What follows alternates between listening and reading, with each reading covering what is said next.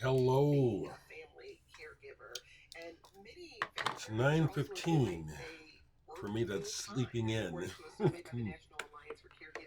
Tuesday, it's Halloween.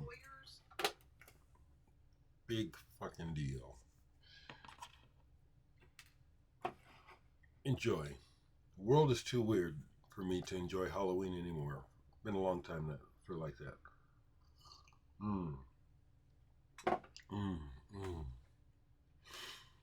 So, I'm supposed to get together with Hank today. I hope he doesn't cancel.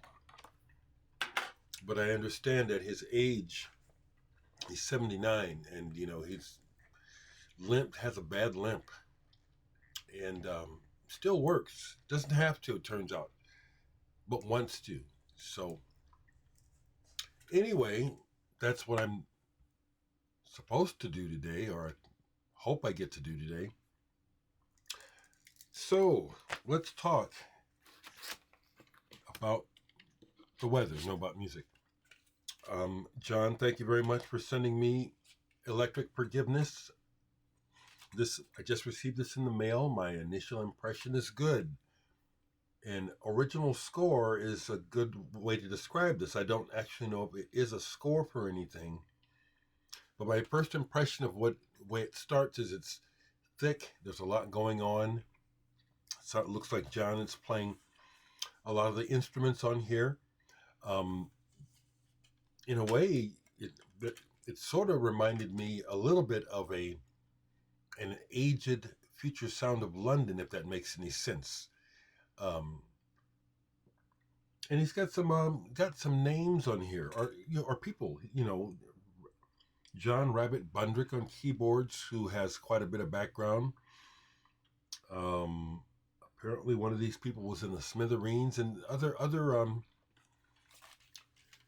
folks with who've done stuff that maybe you've heard about.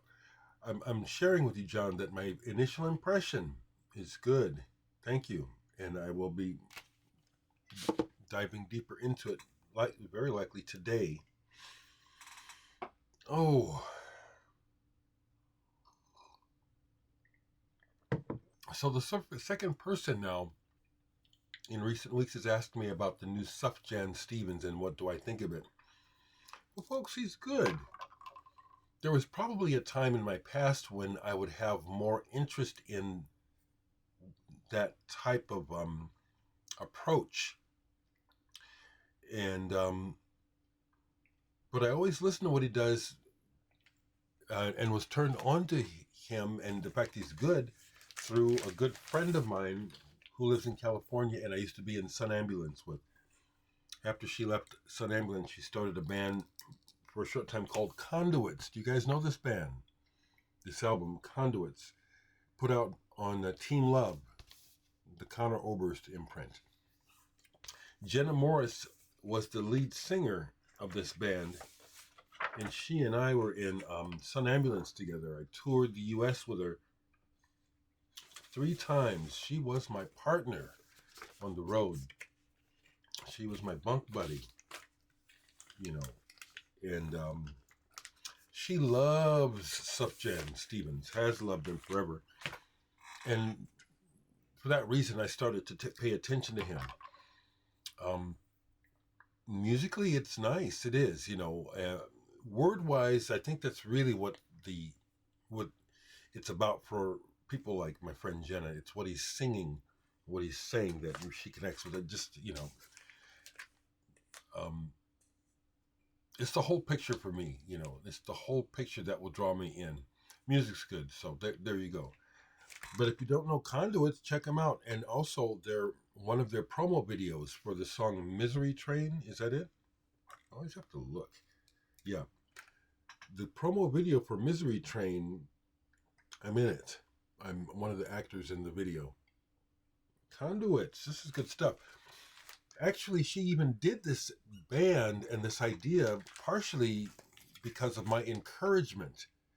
This is not exactly shoegaze or dream pop. It's somewhere in there. It's close. But it's also got, to me, this Midwest sort of thing. Not country, but Western. It's actually a really good record, Conduits. So that's what I have to say about Sufjan Stevens. Some records sitting out. I thought I'd lost this, but the spine is so thin that it kept getting, and it's just where it was supposed to be. And I was so glad because I thought I'd lost it. Like some other records I cannot find. Metabolist, is that how you say it, or is it Metabolist? Metabolist. I think it's an English band. Into the 70s, early 80s, very much influenced by krautrock, that stupid term. More specifically, they have that Noi can rhythmic thing going, but also, even more so, it has that ambience. Kind of weird to use the word ambience in talking about German cosmic. No, not at all. Cosmic music, the ambience. This is not cosmic, it's strange. It's really good. Hanston Clark is the name of the album. Is that some kind of made up language? Some of the some of the vocal stuff on the record is just weird. It's like these folks,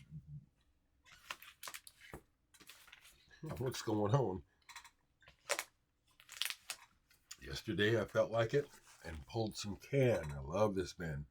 So I pulled two of the recent releases in recent years of old live archive material, and it's all good. It is, especially when you just after the initial excitement, new Can recordings are being released, and it's like there was a buzz, and then there were a lot of people who were disappointed because they expected something that they made in their mind as opposed to listening to what had happened.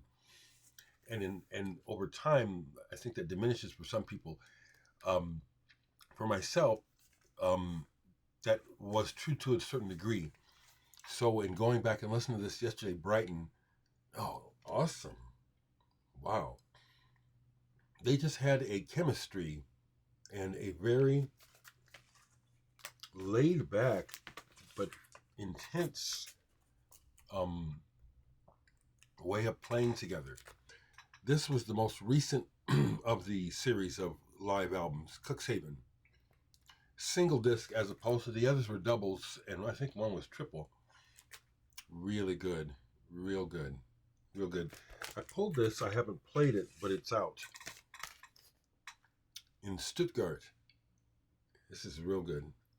It reminds me of when Sun Ambulance on tour, we played in Stuttgart, and it was a real good show. I forget who all is from Stuttgart musically, but it has a musical history of note. But I remember Stuttgart in particular, like Dusseldorf and Frankfurt. The audience was really charged up for Sun Ambulance. We played in a cool club. I forget the name. It wasn't a big club, but it was very cool. And I enjoyed the city. I did. I liked Germany a lot. The only place I got hassled racially was in the Bavarian area of the country. I always like to point that out.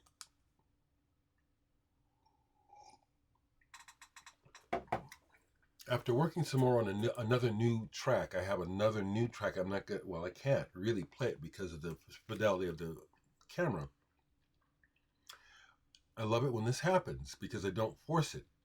But usually what happens if I start some music, one thing leads to another, and it is. And so I have another third new track started. But when I was not working on that yesterday, I did listen to music. No TV. Well, some I have to look up and see. I did find something of interest. Steve Jansen, Richard Barbieri, Lumen, a live recording with Mick Karn on bass and Stephen Wilson on guitar. This is the reason why I got into Porcupine Tree, is because of the association with these guys. These guys still are standard bearers to me as musicians and writers. It was such an honor to talk to Richard Barbieri. I really respect him a lot. That album is real good. That album is real good. So the latest documentaries that I'm watching are, let me pull up so I can, is a series on black music. I told you about the one on neo soul. Something came up that I watched this recent documentary on Mick and Keith that's been put together, celebrating the new album. Interview with Doug Pinnick from King's X. I really respect and love what Doug has done as a black man in rock music. His choice of what he plays, the style of rock music he plays, has never really been. I've never bought any King's X because that's not my style. It's not what I'm drawn to. But he's an ally, and I'm really happy for him. I watched a long interview with members of Ultravox, which is interesting. And I don't really like, again, I'm just sharing, because I keep up with stuff. Duff McKagan has a new album out. I like him. When I look at him and watch videos where he talks and stuff, I really like him as a person. The music just does not interest me at all. Northern Soul, how black music outside of the main labels in America was picked up by these white people in England and given a whole second life. I've known about what they call Northern Soul for a while. Started watching the Chess Records saga. I just like knowing and learning more about the true history of music, and I can do that. I can't binge watch movies and TV shows. Like, it just loses me. I just don't care. So if you catch this Brian Day, I went back and listened to the Philip Gayle Mammoth Flower again. Philip Gayle is a multi-instrumentalist experimental composer who has a fair amount of material out. As I calmed myself down and was patient with this, it revealed its intensity to me. A lot of this music, you have to decide. You have to either want to go there with it, or it's impenetrable, because he's doing things, and it's like he's dedicated to what he's doing. And if it ends up going somewhere sonically, that's cool. It doesn't always, but that's part of what I admire about art and people who are willing to support art, because it's like, I understand. Some people, it's like, I just have to do this. I have to do this. This is what I want to realize this idea, or whatever the inspiration is. You don't do it because of money or because of an audience or because you want to be popular. You have to do it because you're alive. That's how this strikes me. It's really how a lot of music from public eyesore and improvisation, noise, sound work, ambient, it's outside of the commercial purview. It's not looking to entertain or make sure that it can make money. It has to exist. That's really what my collection is about. Just wanting to hear what's happened and happening in the world with people. That's why I don't have a lot of top 10 hit records. I have some, but I'm interested in expression. Okay? I'll keep it short today. Have a happy Halloween. I explain, the world is too weird for me, and I'm not a child, even though inside there's childishness in me. But Halloween I'm done with, so have a good day.